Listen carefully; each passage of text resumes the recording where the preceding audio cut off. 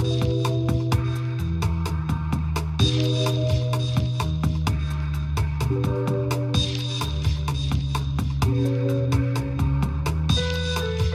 Nick Powell, City Hall Bureau Chief with City and State. For today's edition of Last Look, we bring you an interview that we conducted with Public Advocate-elect Letitia James after our transportation forum this week to talk about her transition into the Public Advocate's office, her relationship with Mayor-elect Bill de Blasio, and her plans to raise transportation equity issues. Public Advocate-elect Letitia James, thanks for joining us today. Thank you, Nick. So as you get ready to enter office on January 1st, what are some immediate issues that you want to raise in your position? So clearly we want to transform the office of New York City Public Advocate. We want to make the office relevant. We want to work very closely with Mayor Bill de Blasio. We want to be embedded in his office. But we want to do more than just ombudsman and constituent service. We want to make it a legal advocacy group and provide legal services to indigent communities throughout the city of New York and individuals who obviously really go up against government and also private sector.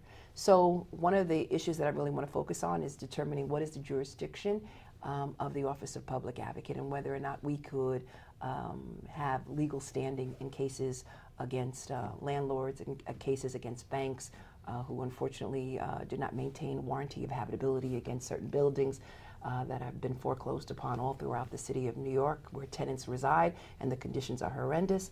We want to really focus on individuals that are preying upon immigrants.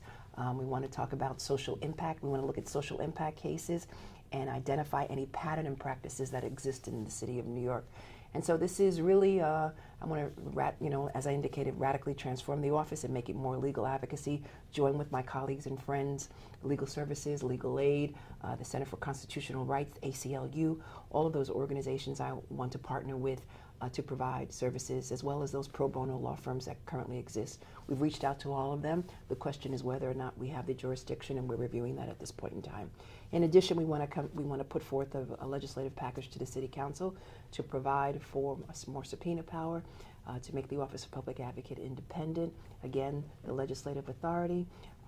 Again, the budget of the Public Advocate, as you know, is minimal. It's around $2.2 million. At its height, when Mark Green was the Public Advocate, it was $8 million. It was reduced over a period of time for whatever reason, but the bottom line is that the budget should be restored, and the Office of Public Advocate should be checks and balances on the mayor, working with him when appropriate, but also at the same time providing actual services to the residents of New York City. Now, as Public Advocate, Bill de Blasio really used the office as kind of a soapbox against some of the policies of the Bloomberg administration. Now, you and the mayor-elect are a little bit more politically aligned. So, yes. How is it that you can navigate that between having similar politics as the mayor-elect, but also acting as a check on the mayor's office when appropriate? So we are political allies. We're in fact friends. But at the same time, I recognize my responsibility and my role to be a thorn in the side of Mayor de Blasio, and also to correct government whenever it goes awry. And so clearly I've disagreed with Bill de Blasio from time to time. We've worked together on a wide range of issues. The issue of income inequality is something that I've been talking about during the last 12 years as a member of the City Council. I'm glad that income inequality and the feminization of poverty, the poverty of children, people who are being displaced, the crisis in affordable housing is finally in the forefront of most New Yorkers and in this nation. But these are issues that I have been discussing for a very long time, and so I'm glad it's now a priority in the city of New York, and now we can move forward to address wage stagnation. We can move forward on income inequality. We can move forward on building more affordable housing in the city of New York. We can move forward on addressing bread and butter issues and issues that most New Yorkers care about, and expanding our middle class. So that we do not have two extremes, the 1%ers making most of the money, having all of this wealth, concentrated wealth, and low-income individuals, unfortunately, living under the weight of poverty in the city of New York, and the middle class being truncated, being shrunk. We need to move forward and raise all boats, and that's one of the functions and issues that I will focus on working with Bill de Blasio, and in some cases perhaps even disagreeing with him when he fails to recognize that he was elected by a mandate, and it was a mandate of change, focusing on the crisis that we find ourselves in the city of New York. Now, you raised this issue briefly in our transportation forum this morning. You mentioned the fact that the transport workers of the Local 100 are working without a contract, like many of the city's municipal unions.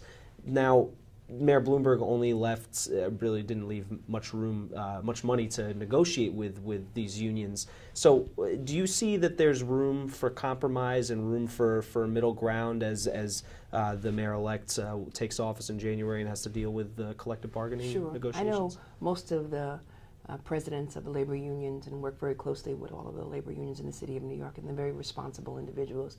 And going forward, they're going to negotiate with Mayor Bill de Blasio openly and fairly, and recognizing that their expectations will be somewhat limited given the economic realities. And in addition to that, I also understand that we can achieve some savings in the city of New York.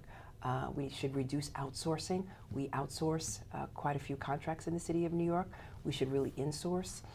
We can use some hiring freezes. We can look at DOE. We can look at Do It. We can look at the amount of technology that we use in the city of New York. We can achieve a lot of savings in the city of New York. We have to be just creative and innovative moving forward, and we have to temper our expectations. Now, you also raised the issue of perhaps having a deputy mayor for transit issues. We had this whole forum on improving transportation equity in the city. Can you expand on that a little bit, on that idea? Sure. So I've been speaking to transportation alternatives and other individuals who care about pedestrian safety and bicycle safety. As I mentioned at the forum, my district of Fort Greene, Clinton Hill, Prospect Heights, and Crown Heights, unfortunately, we have the designation of having more accidents and fatalities than any other district in the city of New York. As you know, as chair of sanitation, I saved all of the ghost bikes, which litter our streets, and particularly in my district. And unfortunately, it's a symbol of all of the people who have died as a result of streets that are dangerous. Atlantic Avenue, Eastern Parkway, Flatbush Avenue, in and around the Barclays Center. And clearly what we need to do is redesign our streets. I welcome pedestrian plazas. I welcome protected bike lanes, and I welcome BRT and selected bus service going forward. And so we really need to prioritize this. And as opposed to this patchwork of agencies that focus on this issue, what we need is to elevate the status of this issue into the portfolio of a deputy mayor who will focus not only on sustainability, but also the focus on making sure we have mass transit, we invest in mass transit, and we make sure that our streets are safe for pedestrians, for the elderly, and for cyclists in the city of New York. Now, you're transitioning out of your council office at the moment to the public advocate's office and handing your council office over to Laurie Cumbo. Yes. Are you confident that Laurie can pick up where you left off and fill some very big shoes? I'm very confident that Laurie Cumbo will fill my shoes, and in fact, I'm going to assist Laurie Cumbo. I'm going to stand close to Laurie Cumbo. But Laurie Cumbo, as you know, is the former executive director of Mokado, the Museum of Contemporary African Diaspora Art. She built that on her own. That was her vision.